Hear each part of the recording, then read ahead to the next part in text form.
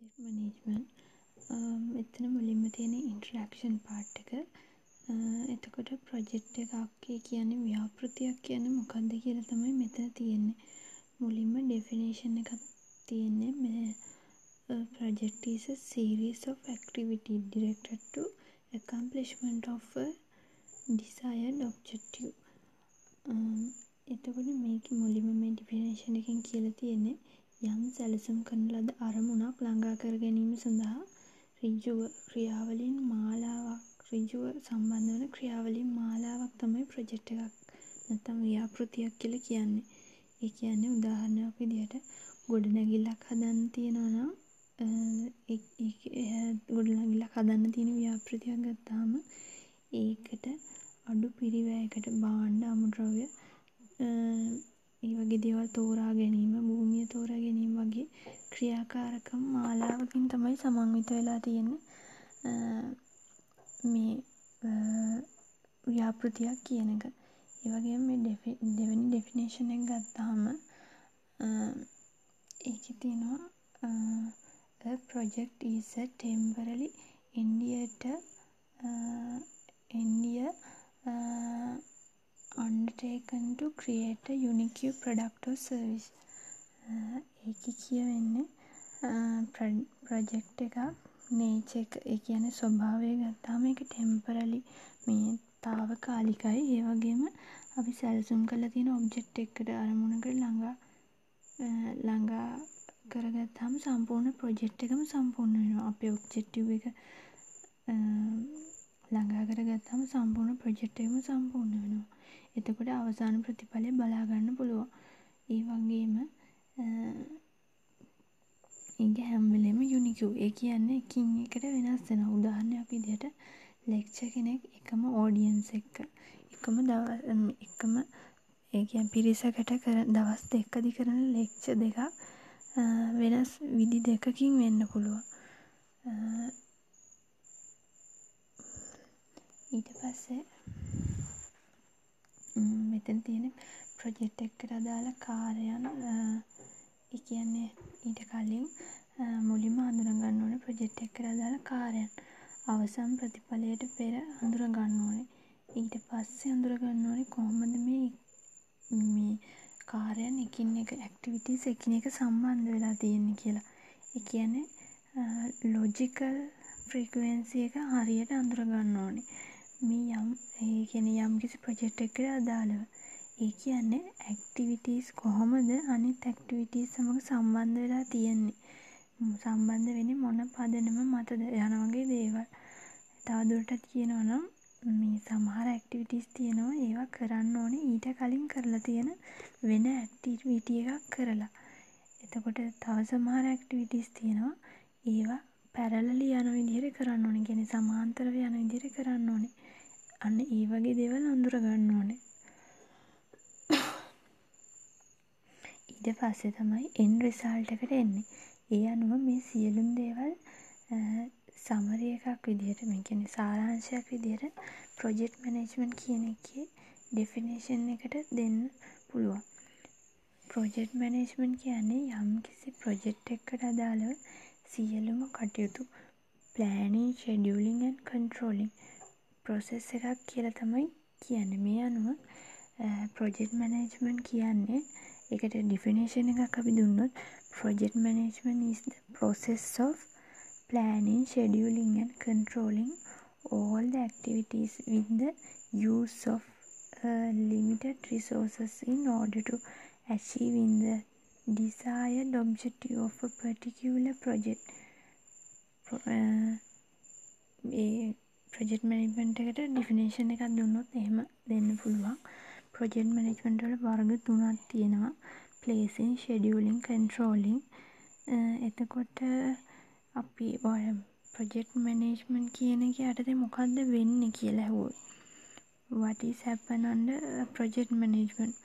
Plan, schedule, control number of interrelated activities with the use of limited resources in order to achieve in desired objective.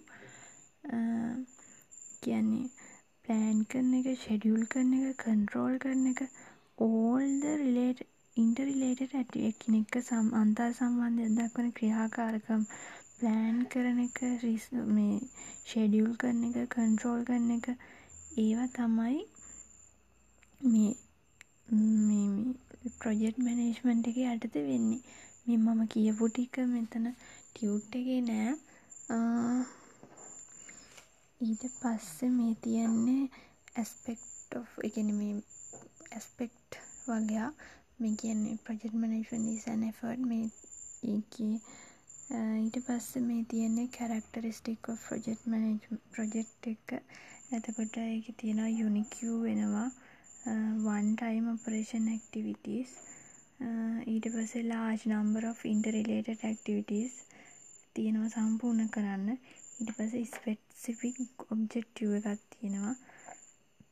ඒ කියන්නේ මේක තමයි කරන්න ඕනේ කියලා specific objective එකක්, limited resources, time, money වගේ දේවල් limited. ඊට පස්සේ structure එක management එකේම එකක්. එතකොට නායකත්වය අවශ්‍ය වෙනවා. ඊට පස්සේ මේ project මේ අපි බලාපොරොත්තු වෙන මට්ටමටම project එක සිද්ධ වෙනවද කියලා බලන්න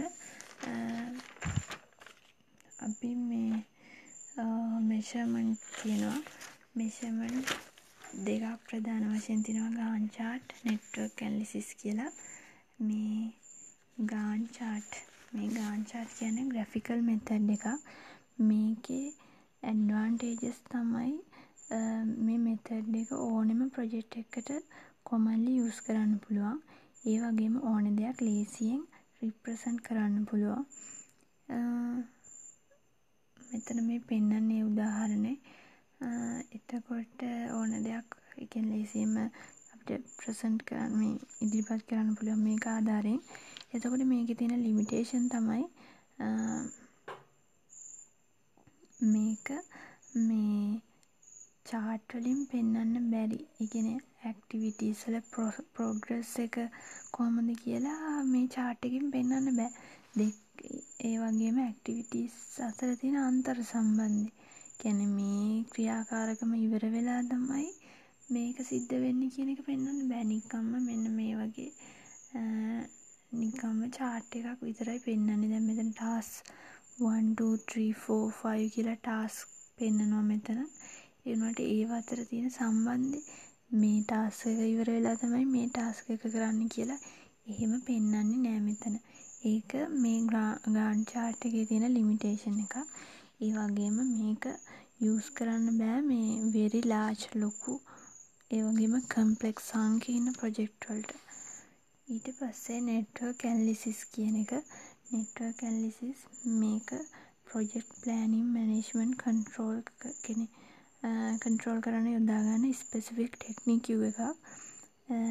මේකේ සාමාන්‍ය නම තමයි network analysis කියන්නේ. මේක හඳුන්වලා දීලා ඩෙවලොප් කරලා තියෙන්නේ 1950 දී. මේ ක්‍රමේදී ටෙක්නික් එකේදී තියෙන ඇඩ්වාන්ටේජස් වෙන්නේ Gantt chart එකේ තිබුණ limitation. ඒ කියන්නේ identify කරගන්න පුළුවන් relationship එක, progress එක, ඊට පස්සේ large project කරන්න පුළුවන්. වගේම Gantt chart එකට වැඩිය මේ efficient වෙනවා. එතකොට මේ network analysis method එක යටතේ දෙකක් තියෙනවා තව කොටස්. critical path method එකයි progress evaluation and review technique එකයි කියලා. එතකොට critical path method එක ගත්තාම මේක develop කරලා තියෙන්නේ DuPont කියලා කම්පැනි එකක්. එයාලගේ chemical සම්බන්ධ project එකක් evaluate කරන්න තමයි මේක develop කරලා තියෙන්නේ. එතකොට මේක මේ trade off එක බලන්න, cost එකයි time එකයි අතර තියෙන trade off එක බලන්න තමයි මෙයාලා මේක develop කරලා තියෙන්නේ. මේ method එක use කරන්න පුළුවන් repetitive nature එකක් තියෙන project වලට විතරයි. ඒ කියන්නේ නැවත සිදුවෙන project වලට තමයි මේක යොදා ගන්න පුළුවන්. මොකද මේ වගේ cost එක, time duration එක, management එක දන්නවා. එතකොට මේ මෙතනදී ටයිම් ඩියුරේෂන් එක දන්නේ නැති ප්‍රොජෙක්ට් සඳහා මේ මෙතඩ් එක යූස් කරන්න බෑ.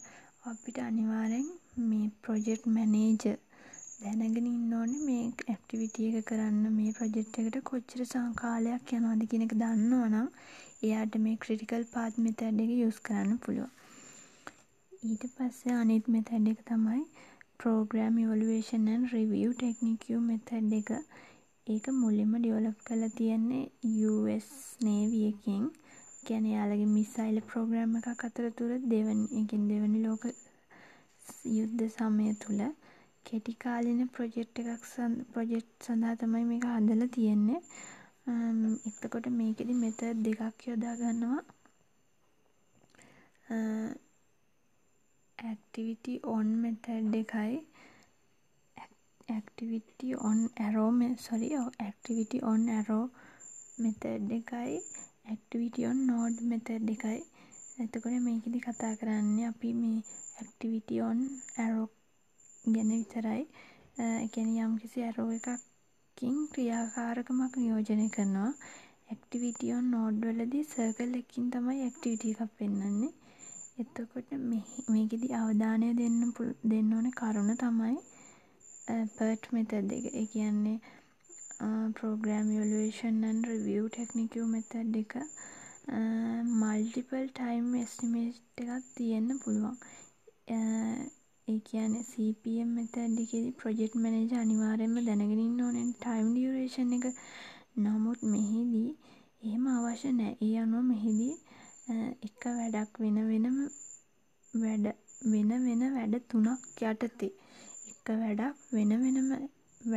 තුනක් යටතේ වෙන වෙනම කන්ඩිෂන් යටතේ කරන්න පුළුවන්. ඒ මත පදනම් වෙලා කාලය මෙෂර් කරගන්න පුළුවන්. ඒකට පොඩි කැල්කියුලේෂන් එකක් කරන්න ඕනේ. එතනින් එක ක්‍රියාවක් සඳහා probability nature එකක් තියෙනවා කියලා හිතනවා. එතකොට මේ මෙතඩ් එක යොදා ගන්න පුළුවන් මේ වගේ nature එකක් තියෙන මේ ප්‍රොජෙක්ට් වල ඉවලුවේෂන් කරන්න.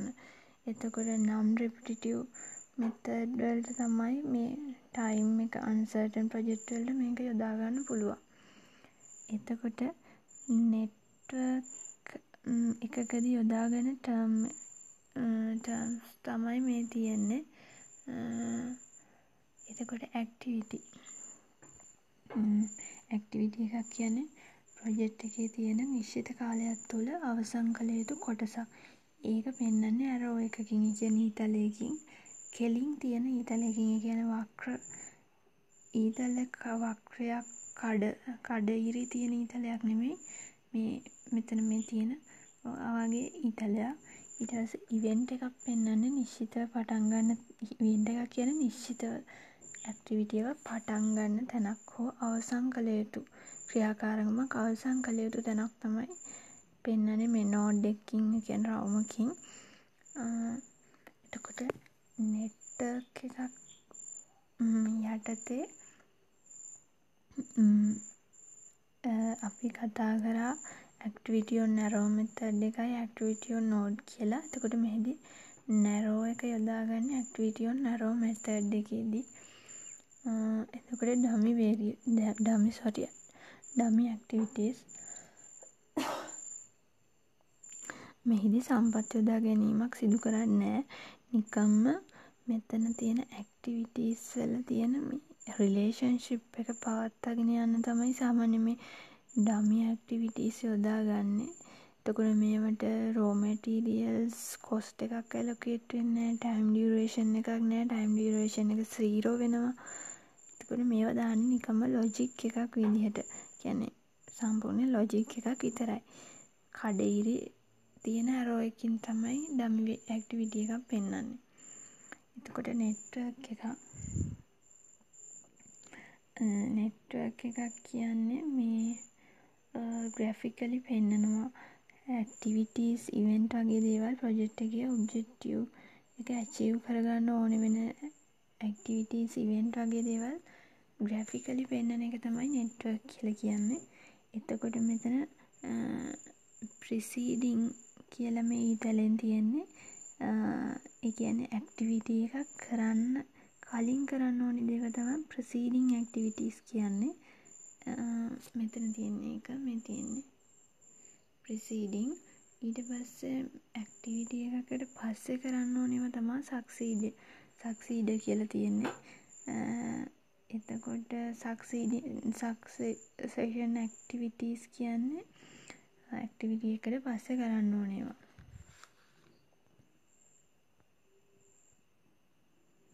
එතකොට නෙට්වර්ක් එකක් කන්ස්ට්‍රක්ට් කරනකොට තියෙන රූල්ස් ඇන්ඩ් රෙගියුලේෂන් තමයි මේ තියෙන. මේ ටික හොඳට ඔලුවට දාගන්න ඕනේ. මොකද ඊට පස්සේ අපි මේ ඩයග්‍රෑම් අඳිද්දි නෙට්වර්ක් ඩයග්‍රෑම් අඳිද්දි අනිවාර්යෙන් මේවා ඕනේ වෙනවා. එතකොට ඉන්න නෙට්වර්ක් ඩයග්‍රෑම් එක ස්ටාර්ටින් පොයින්ට් එකක් සහ එක එන්ඩින් පොයින්ට් එකයි තියෙන්න පුළුවන්. එක ස්ටාර්ටින් පොයින්ට් එකයි එක එන්ඩින් පොයින්ට් එකයි තියෙන්න පුළුවන්.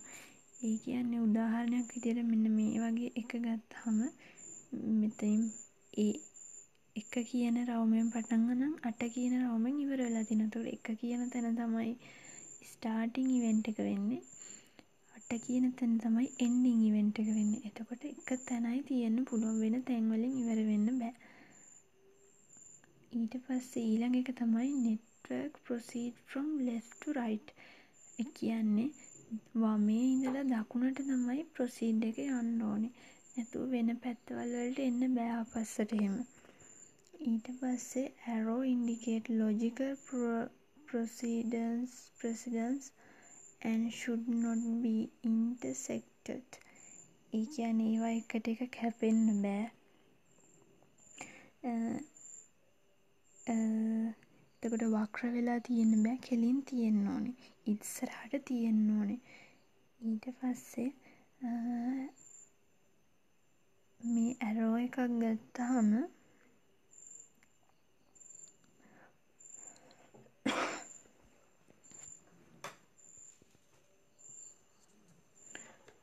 මේ වගේ ඇරෝ එකක් ගත්තාම දැන් මේ ඉවෙන්ට් එක එක මෙහෙම ඇරෝ එක ගත්තාම මේ A කියන ඇක්ටිවිටි එක ඉවෙන්ට් මේ ඇරෝ එකේ මේ පැත්තෙන් තියෙන්නේ ටේල් ඉවෙන්ට් එක.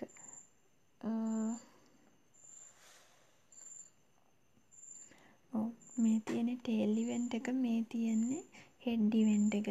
එතකොට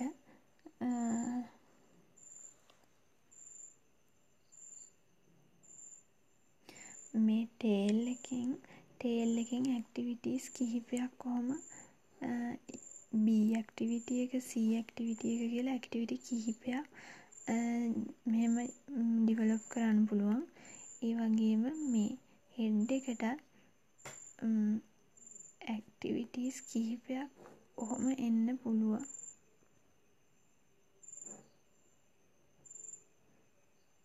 ඒ කියන්නේ මේක මෙහෙම 2 කියන ඇක්ටිවිටි එක ගත්තොත් මෙහෙම මෙතන D කියන ඇක්ටිවිටි එක, E කියන ඇක්ටිවිටි එක මෙහෙම කීපයක් එන්න පුළුවන්. මෙහෙම මේ කීපයක් ජෙනරේට් වෙලා තියෙන්නත් පුළුවන්. ටේල් ඉවෙන්ට් එකකින් මේ හෙඩ් ඉවෙන්ට් එකකට මෙහෙම කීපයක් එන්නත් පුළුවන්. ඊට පස්සේ ලූප් එකක් කියන්නේ වලල්ලක් හදන්න බෑ. මොකද මෙහෙම මෙතන තියෙනවා එක ඉවෙන්ට් එක. ඊට පස්සේ A කියන ඇක්ටිවිටි එක ගිහිල්ලා මෙතන 2 කියන ඉවෙන්ට් එක හදලා තියෙනවා. ඊට පස්සේ B කියන ඇක්ටිවිටි එක ගිහිල්ලා මෙතන C හදලා තියෙනවා. ඊට පස්සේ මෙතන මෙතන 3 ඉවෙන්ට් එක C කියන ඇක්ටිවිටි එකෙන් මෙතන 4 කියන ඉවෙන්ට් එක හදලා D කියන ඇක්ටිවිටි එකෙන් මෙන්න මෙහෙම වලල්ලක් හදන්න බෑ. මේව නෑ. වලල්ලක් හදන්න බෑ. හැබැයි මෙන්න මෙහෙම එන්න පුළුවන්. මේ එක ඉවෙන්ට් එක මෙහෙම ඊළඟ 2 ඉවෙන්ට් එක හදලා තියෙනවා A ඇක්ටිවිටි එකෙන්. ඊට පස්සේ B ඇක්ටිවිටි එකෙන් 3 ඉවෙන්ට් එක හදලා තියෙනවා. මෙතන C කියන ඇක්ටිවිටි එකකින් 4 හදලා තිනවා. මෙතන D කියන ඇක්ටිවිටි එකෙන් මෙතන ගිහින් තියෙනවා. මෙතන 3 මෙතන 4 ඇවිල්ලා තිනවා. මේ විදිහට ඇරෝස් මේ අතර තියෙන්න පුළුවන්. මේ අතර මේ විදිහට රවුමක් ලූප් එකක් මෙහෙම රවුමක් හදන්න බෑ.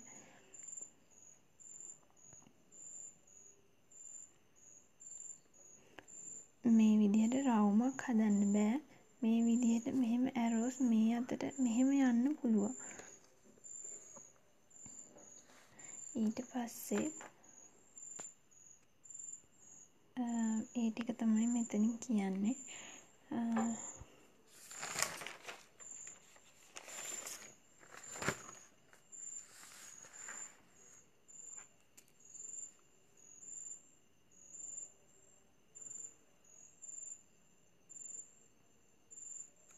ඊට පස්සේ මෙතන මේ isolated activities කියන්නේ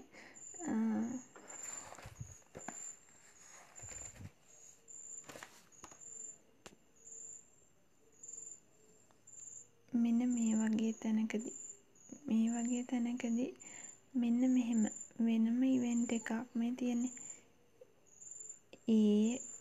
මෙතන නෙමෙයි මෙතන එක ඉවෙන්ට් එක 2 3 4 5 මෙතන මේ 4 කියන ඉවෙන්ට් එක තනි වෙලා තියෙන්නේ. එහෙම තනි වෙලා තියෙනකොට මෙතන මේක ගිහිල්ලා මෙතන නෑ. මෙතන එන්ඩින් පොයින්ට් දෙකක් එනවා. එන්ඩින් පොයින්ට් දෙකක් එන්න බෑනේ. එතකොට මෙතන මේ අයිසොලේට් තනි වෙච්ච ඉවෙන්ට් එකක් එනවා. එහෙම එන්න බෑ. එතකොට ඒක මේ ඩමි වේරියබල් එකකින් මෙහෙම සම්බන්ධ කරලා හරි තියෙන්න ඕනේ.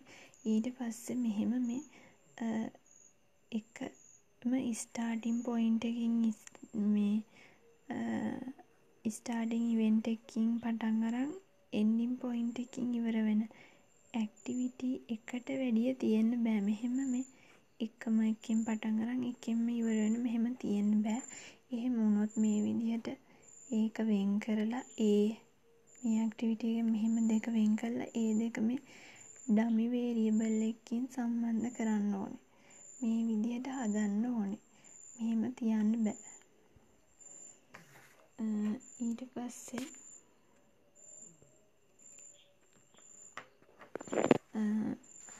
අනවශ්‍ය විදිහට ඩමි වේරියබල් දාන්නත් බෑ. නෙට්වර්ක් එක ඩමි වේරියබල් ඒ කියන්නේ මේ මේජර් ඉවෙන්ට් එකක් වෙන්නේ නැහැ.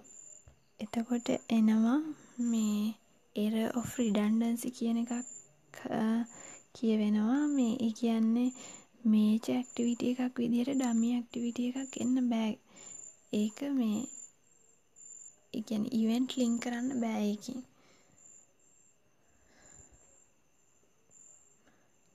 ඊට පස්සේ මේ තියෙන situation in network diagram කියලා. ඒ කියන්නේ මේකේ පළවෙනි එකකින් කියවෙන්නේ A must finish before either B or C can start. ඒ කියන්නේ A ඉවර වෙලා B C කියන දෙකම පටන් ගන්න ඕනේ. B C කියන ඇක්ටිවිටීස් දෙක පටන් ගන්න නම් A කියන ඇක්ටිවිටි එක ඉවර වෙන්න ඕනේ. ඊට පස්සේ මේකෙන් කියවෙන්නේ C කියන ඇක්ටිවිටි එක පටන් ගන්න නම් A B කියන ඇක්ටිවිටීස් දෙකම ඉවර වෙන්න ඕනේ කියලා. ඊපස්සේ මෙතනින් කියවෙන්නේ A B කියන ඇක්ටිවිටීස් දෙකම ඉවර වෙලා තමයි C D කියන ඇක්ටිවිටීස් දෙක පටන් ගන්න ඕනේ. ඊපස්සේ මෙතනින් කියවෙන්නේ B පටන් ගන්න කලින් A ඉවර වෙන්න ඕනේ. B පටන් ගන්න කලින් A ඉවර වෙන්න ඕනේ. දැන් මෙතන A ඉවර වෙන තැනට එනකොට A ඉවර වෙලා තියෙන්නේ. එතකොට B පටන් ගන්න පුළුවන්. ඊට පස්සේ C ඇක්ටිවිටි එක පටන් අරන් එතන පොයින්ට් එකට එතන ඉවෙන්ට් එකට යනකොට එතන ඩමි වේරියබල් එකකින් සම්බන්ධ වෙලා නිසා එතෙන්ට එනකොට A කියන ඇක්ටිවිටි එකයි C කියන ඇක්ටිවිටි එකයි දෙකම ඉවර වෙලා තියෙන්නේ. මේ විදිහට මෙතන මේ පොයින්ට් එකට එනකොට A ඉවර වෙලා මේ පොයින්ට් එකට එනකොට C ඉවර වෙලා Aත් ඉවර වෙලා A කියන එක මෙතන ඩමි වේරියබල් එකකින් සම්බන්ධ වෙලා තියෙන්නේ. මෙතෙන් එනකොට A ඉවර වෙලා මෙතෙන් එනකොට C ඉවර වෙලා තියෙන්නේ. එතකොට A C කියන දෙකම ඉවර වෙලා D පටන් ගන්නවා. A කියන එක ඉවර වෙලා B පටන් ගන්නවා.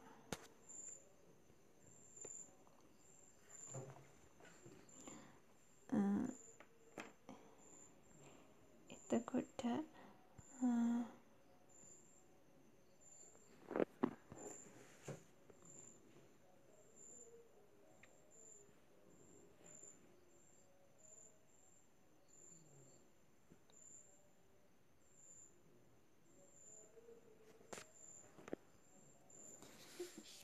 දැන් මේක මෙහෙම අඳින්න බෑ. මේක දැන් AC දෙකම ඉවර වෙලා BD කියන ඇක්ටිවිටි එක යන්න බෑ. මොකද මෙතනදී B කියන මේ ඇක්ටිවිටි එකට අවශ්‍ය වෙන්නේ A කියන ඇක්ටිවිටි එක කම්ප්ලීට් කරන එක විතරයි. C කියන ඇක්ටිවිටි එක කම්ප්ලීට් කරන එක අවශ්‍ය වෙන්නේ නැහැ. එතකොට මේ විදිහට A කියන එක විතරක් කම්ප්ලීට් වෙලා මේකට යන්නේ. මේ විදිහට තියෙනවා. මේ විදිහට ආවොත් මෙතන වැරදි ඉන්ස්ට්‍රක්ෂන් එකක් එනවා. ඒ කියන්නේ මෙතන මේ ඩයග්‍රෑම් එක බලන කෙනෙක්ට පේන්නේ A C කියන දෙකම ඉවර වෙලා B D කියන එකට යන්න ඕනේ කියලා. නමුත් මෙතනදී තියෙන්නේ B කියන එකට යන්න ඕනේ A C කියන දෙකම නෙමෙයි A කියන එක විතරක් ඉවර වෙලා කියලා. එතකොට මෙතන D වලට දීලා තියෙන ඉන්ස්ට්‍රක්ෂන් බලද්දි හරි. මොකද D වලට ඕනේ A කියන එකත් ඉවර වෙලා C කියන එකත් ඉවර වෙන්න. හැබැයි B වලට ඕනේ A කියන එක විතරක් ඉවර වෙන්න. එතකොට අනිවාර්යෙන් මෙතන මේ විදිහට යන්නත් වැරදි වෙනවා. මොකද මේ ඩයග්‍රෑම් එක දිහා බලලා කෙනෙක් ඇක්ටිවිටි ඉන්ටර්ප්‍රිට් කරොත් එයා කියන්නේ B කියන ඇක්ටිවිටි එක කරන්නත් A C දෙකම ඉවර වෙන්න ඕන කියලා. එහෙම නෑ. මේකේ ඉන්ස්ට්‍රක්ෂන් වල B වල ඉන්ස්ට්‍රක්ෂන් තියෙන්නේ A විතරක් ඉවර වෙන්න ඕනේ. D වලට A C දෙකම ඉවර වෙන්න ඕනේ කියලා. එතකොට මේ තියෙන්නේ සිම්පල් නෙට්වර්ක් ඩයග්‍රෑම් එකක්. මේ තියෙන්නේ කම්ප්ලෙක්ස් එකක්.